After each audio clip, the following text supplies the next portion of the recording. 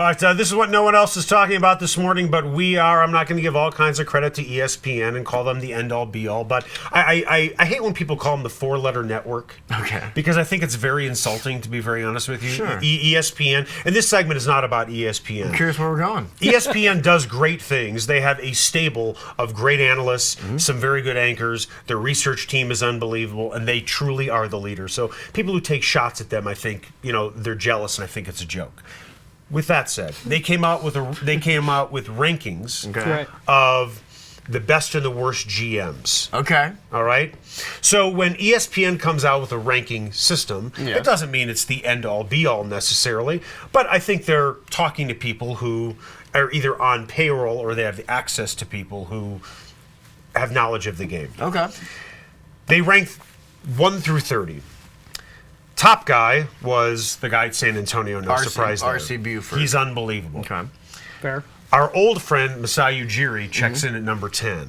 Okay. Okay? I think that's pretty fair. Yeah. Tim Connelly comes in at 27. So there's 3 people worse? There are 3 people worse. This is who's ahead of him.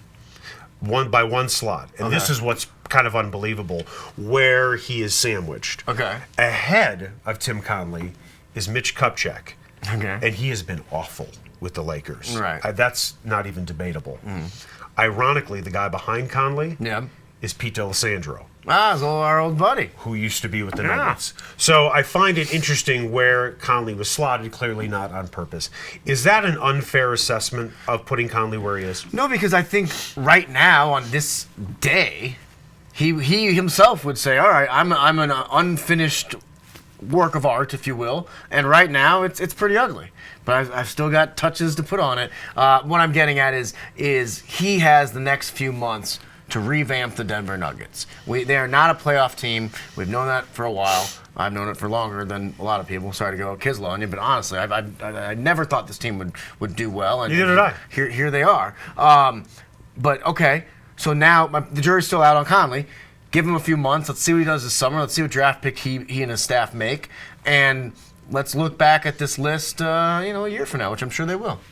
I think they ran into problems with the Nuggets. You guys are closer to than I am. That when you have a first-year GM, first-year head coach, and Josh kind of is the first-year type, or at least this is their second year. Yeah, but it still feels really new for all these guys. I saw this with CU with Embry and Bieniemy and none of these guys had ever been in those positions before. But Conley, it's a fair ranking based on where they are and how much they just cliff dive this season. Right. The stain of this season is going to be hard for them to get rid of. I mean, they just act like, well, we'll rebuild and we're terrible and all these guys are going to want to come to Denver. I saw that with Hanslick back in the day growing up here with Alan Bristow. Oh, we're going to tear it all down. Everyone's going to want to come to Denver because we have all this money. It's not as easy to rebuild from this. Right. This is a different type of failure than 38 wins, and we kind of felt good at parts of the season. Right. They were really awful for stretches, and now they're in an interesting offseason, Benjamin. And in the NBA, this idea of draft and rebuild, they only get, 2 picks? Right. 3 picks? I mean, it's not like you get 7 or 8 guys coming in here. And that's what makes it frustrating when they were winning games at Orlando last week.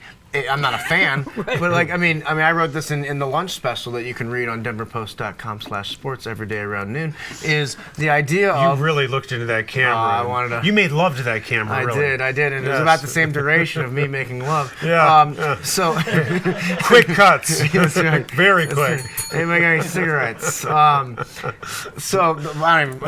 a mile for a camel. The point. George Carlin reference. The point I'm desperately trying to make is that they lose in Orlando. Suddenly, they're 7th or 8th in the choices for draft picks, and then they lose. They win in Orlando, and then they beat the or they lose the 76ers. Right. Ooh, they're moving up. Point is, Troy said it. You're having a crappy season. At least get a good draft pick out of it. Right. Could you imagine, and it's quite mathematically possible, that after all this, they could still have the 10th pick in the draft? It would be really disheartening, wouldn't it? That's what I'm saying. Yeah, no, it's awful. If you're going to be bad. It's really bad. That's why it was good they lost last night.